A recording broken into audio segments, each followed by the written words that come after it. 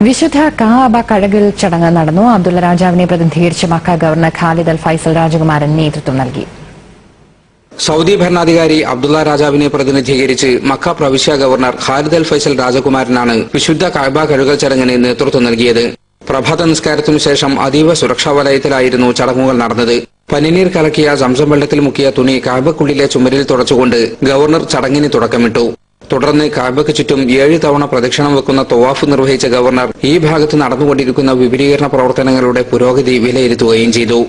ഹറം കാര്യാലയ മേധാവി Sheikh Abdurrahman al Sudais, ഉപമേധാവി doctor Muhammad bin Nasser al Huzaim, കഅബയുടെ താക്കോൽ സൂക്ഷിപ്പുകാർ തുടങ്ങിയവർ അദ്ദേഹത്തെ അനുഗമിച്ചു.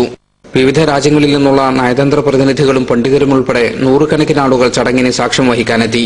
കേരളത്തിൽ നിന്നും ഇത്തവണ പണ്ഡിതനായ വൈലത്തൂർ യൂസുഫ് കോയ തങ്ങൾ ബുഖാരിയും ചടങ്ങിൽ സംബന്ധിച്ചു. വർഷത്തിൽ 2 തവണ കഅബ കഴുകൽ ചടങ്ങ് നടക്കാറുണ്ട്. ഹിജ്റ കലണ്ടർ പ്രകാരം ഷാബാൻ ആദ്യത്തിലും മുഹറം മധ്യത്തിലുമാണ് ഇത് നടക്കാറുള്ളത്. Jaleel Kannamakaram, Asianet news, Jeddah.